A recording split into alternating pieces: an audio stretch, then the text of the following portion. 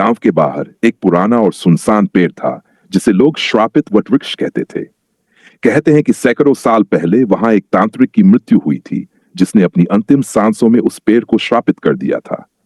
जो भी उस पेड़ के नीचे रात बिताता वह या तो पागल हो जाता या फिर उसकी मृत्यु हो जाती। गांव के लोग उस पेड़ से दूर रहते थे, लेकिन रमेश, एक निडर और जिज्ञासु युवक, इन कहानियों पर यकीन नहीं करता था। उसने ठान लिया कि वह उस पेड़ की सच्चाई जानकर रहेगा। गांव वालों ने उसे समझाने की कोशिश की, लेकिन रमेश ने उनकी बातों को अंधविश्वास मानकर अनदेखा कर दिया। एक रात रमेश उस पेड़ के पास गया। उसने अपने साथ एक लालटेन और कुछ खाने पीने का सामान लिया। जैसे ही उसने पेड़ के नीचे डेरा डाला, उसे एक अजीब सी ठंडक महसूस हुई। रात गहराते ही हवा भारी और सन्नाटा डरावना हो गया। अचानक रमेश ने सुना कि कोई फुसफुसा रहा है। उसने इधर उधर देखा, लेकिन कोई नहीं था। तभी पेड़ की शाखाओं से एक साया उतरता दिखाई दिया। वह साया एक बूढ़े आदमी का था, जिसकी आंखें अंगारे जैसी जल रही थीं। बूढ़े ने कहा, तुमने मेरी शांति भंग की है, अब तुम भी इस श्राप का हिस्सा बनोगे। रमेश ने हिम्मत जुटाकर पूछा, तुम कौन हो और ये सब क्यों कर रहे हो? बूढ़े ने बताया कि वह एक तांत्रिक था जिसने अपनी साधना पूरी करने के लिए कई निर्दोष लोगों की बलि दी थी। लेकिन उसकी मृत्यु के समय उन लोगों की आत्माओं ने उसे श्राप दिया और उसकी आत्मा को इस वटवृक्ष से बांध दिया।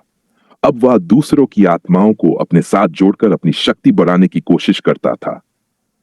रमेश ने महसूस किया कि यह आत्मा तभी मुक्त हो सकती है जब वह अपने किए पापों का प्रायश्चित करे। उसने गांव के पुजारी से मदद मांगी।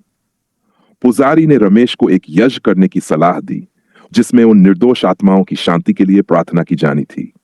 यज्ञ की रात जैसे ही मंत्रोच्चार शुरू हुआ, पेड़ के पास भयंकर आंधी चलने लगी। तांत्रिक की आत्मा चिल्लाई, मुझे मत रोको, मुझे शक्ति चाहिए। लेकिन यज्ञ पूरा होते ही तांत्रिक की आत्मा एक तेज रोशनी में बदलकर गायब हो गई। उस दिन के बाद वह पेड़ साधारण वटवृक्ष बन गया। गांव के लोग अब वहां बिना किसी डर के जा सकते थे। रमेश की हिम्मत और पुजारी की पूजा ने न केवल तांत्रिक की आत्मा को मुक्त किया, बल्कि गांव वालों को श्राप से आजादी दिलाई। अंधविश्वास और भय का सामना करना जरूरी है, लेकिन सही जान और आत्मविश्वास के साथ। तांत्रिक की आत्मा के जाने के बाद गांव के लोग खुश थे कि अब श्रापित वटवृक्ष का आतंक समाप्त हो गया है। लेकिन रमेश के मन में अभी भी कई सवाल थे। उसने पुजारी से पूछा, क्या तांत्रिक की आत्मा पूरी तरह मुक्त हो गई है या वह कहीं और कोई और परेशानी खड़ी करेगी? पुजारी ने गंभीर स्वर में कहा, आत्माएं तब तक पूरी तरह मुक्त नहीं होती जब तक उनके कर्मों का हिसाब किताब पूरा न हो। तांत्रिक ने जिन निर्दोषों को मारा, उनकी आत्माओं को शांति तो मिली है, लेकिन यह संभव है कि उसकी बुरी ऊर्जा अभी भी कहीं न कहीं मौजूद हो। इसके बाद गांव के लोगों ने वटवृक्ष के चारों ओर एक मंदिर बनाने का निर्णय लिया। उन्होंने सोचा कि अगर यह स्थान पवित्र हो जाएगा तो भविष्य में किसी बुरी शक्ति का यहां वास नहीं होगा। मंदिर का निर्माण शुरू हो गया। एक नई शुरुआत या नई समस्या? मंदिर बनने के कुछ महीनों बाद गांव में अजीब घटनाएं होने लगीं। कुछ लोगों ने रात में अपने घरों के आसपास परछाइयां देखने का दावा किया।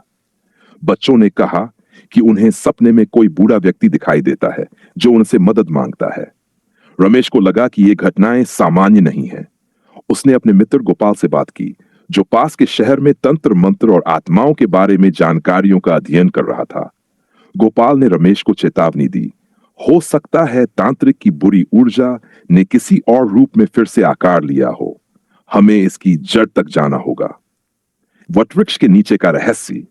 गोपाल और रमेश ने मिलकर उस वटवृक्ष के नीचे खुदाई करने का निर्णय लिया। उन्होंने रात में जब खुदाई शुरू की तो वहां से उन्हें एक लोहे का संदूक मिला। संदूक को खोलने पर उसमें तांत्रिक की हड्डियां और कुछ तंत्र मंत्र की वस्तुएं मिलीं। गोपाल ने कहा, यह तांत्रिक की असली शक्ति का स्रोत था। जब तक इन वस्तुओं को नष्ट नहीं किया जाएगा, उसकी बुरी ऊर्जा पूरी तरह समाप्त नहीं होगी। उन्होंने पुजारी को बुलाया और निर्णय लिया कि हड्डियों और वस्तुओं को गंगा नदी में प्रवाहित किया जाएगा। अगले दिन सभी गांव वाले गंगा किनारे गए और विधि विधान से उन वस्तुओं को नदी में प्रवाहित कर दिया। शांति का आगमन। जैसे ही ये विधि पूरी हुई, गांव में रातों रात सभी अजीब घटनाएं बंद हो गई। गांव वाले ने चैन की सांस ली।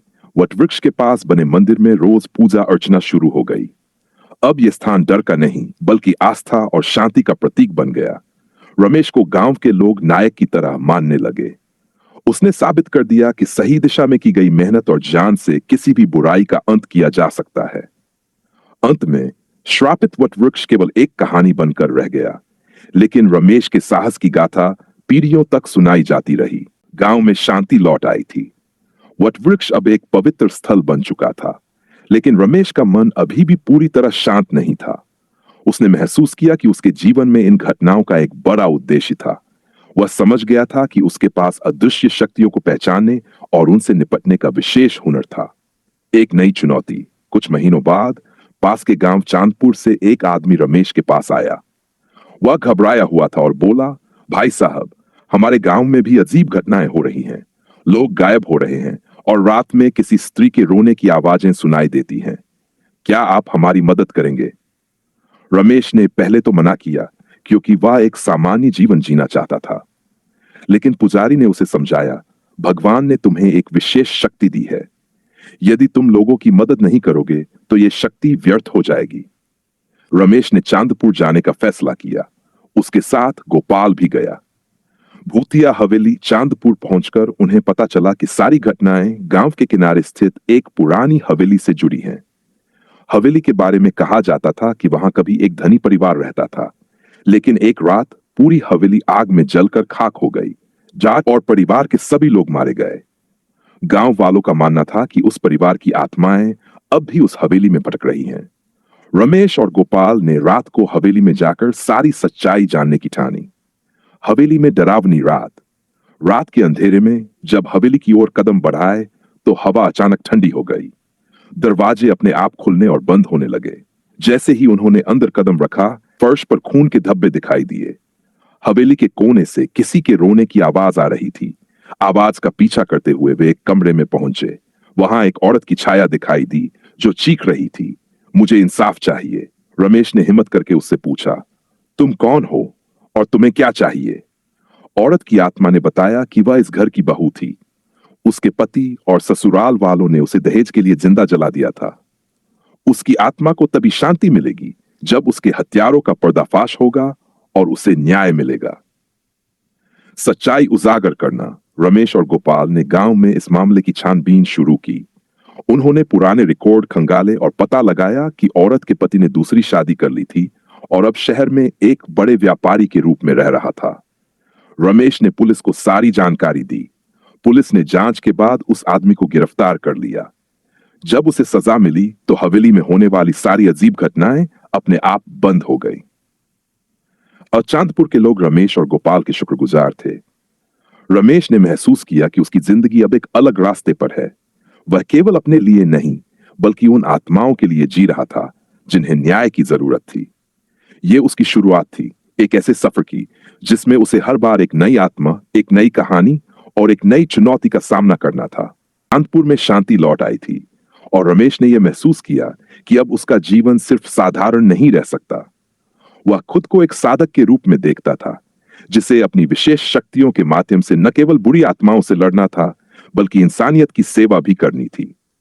उसकी यात्रा की शुरुआत हो चुकी थी और अब वह अपनी नई भूमिका को पूरी तरह समझने लगा था। एक नया खतरा। कुछ समय बाद रमेश को एक और गांव से संदेश मिला। यह संदेश एक और आत्मा की मदद की मांग कर रहा था, लेकिन इस बार मामला बहुत जटिल था। यह गांव कुल्हाड़ीपुर था, जहां एक अजीब तरह का डर फैल रहा था। वहां के लोग कहते थे कि गांव के बाहर स्थित पुराने किले में एक भूतिया महिला का वास था, जो हर रात किले से बाहर निकलकर गांव के लोगों को अपनी ओर खींच लेती थी। रमेश ने गोपाल से बात की और दोनों कुल्हाड़ीपुर के लिए निकल पड़े। ये जानकर कि यह मामला एक और भूतिया प्रकोप का था, रमेश को यकीन हो गया कि कुछ बहुत बड़ी और पुरानी शक्ति इस बार सामने आ रही थी। किले का रहस्य। कुल्हाड़ीपुर पहुंचने पर गांव वालों ने रमेश को किले की ओर इशारा किया। यह किला जंगली रास्तों से घिरा हुआ था और बहुत पुराना दिखाई देता। गांव वालों ने बताया कि किसी समय यह किला एक समृद्ध राजघराने का था, लेकिन एक दिन अचानक उस परिवार के सभी सदस्य रहस्यमय तरीके से गायब हो गए थे।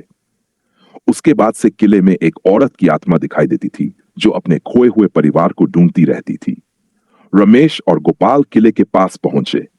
वहां जाने पर वे देख सकते थे कि किले के भीतर गहरी चुप थी। अचानक एक ठंडी हवा बहने लगी और किले के अंदर से एक स्त्री की कटी कटी आवाजें सुनाई देने लगीं। रमेश ने अपनी शक्तियों को पूरी तरह से केंद्रित किया और कहा, तुम किससे मदद चाहती हो? एक धुंधली आकृति उनके सामने आ गई और यह वही महिला थी। उसकी आंखें घबराई हुई थी और उसका चेहरा दर्द से तंग था। मुझे बचाओ, उसने कहा। मेरे परिवार को मेरा पीछा करने के लिए मजबूर किया गया। उनके खून से मेरी आत्मा बंधी हुई है। मुझे शांति चाहिए, लेकिन मैं उन्हें छोड़ नहीं सकती। अतीत की दुविधा। महिला ने बताया कि वह एक राजकुमारी थी जिसका परिवार किले में बुरी ताकतों के प्रभाव में था। उनके पिता ने तंत्र मंत्र के जरिए अपनी सत्ता बढ़ाने की कोशिश की थी, लेकिन इससे परिवार पर एक भयावह श्राप लग गया। एक दिन उसकी मां ने तंत्र मंत्र के प्रयोग का विरोध किया और राजकुमारियों को दहेज के नाम पर बलि दे दी गई। राजकुमारी के परिवार की आत्माएं अब किले में बुरी शक्ति के रूप में फंसी हुई थीं। रमेश को समझ में आ गया कि इस बार उसे सिर्फ आत्मा को मुक्त करना है, बल्कि उस अंधेरे रहस्य को भी उजागर करना है जो कई सालों से इस किले में था। सत्य का सामना। रमेश और गोपाल ने किले में एक गहरे तहखाने की खोज की, जहां उन्हें कुछ पुराने तंत्र मंत्र और बलि देने के उपकरण मिले। इन चीजों को देखकर रमेश ने समझा कि यह सब तंत्र मंत्र का परिणाम था। उसने और गोपाल ने मिलकर एक शक्तिशाली अनुष्ठान किया, जिसमें वह उन आत्माओं को शांति दिलाने के लिए उन्हें अंतिम मोक्ष देने का प्रयास कर रहे थे।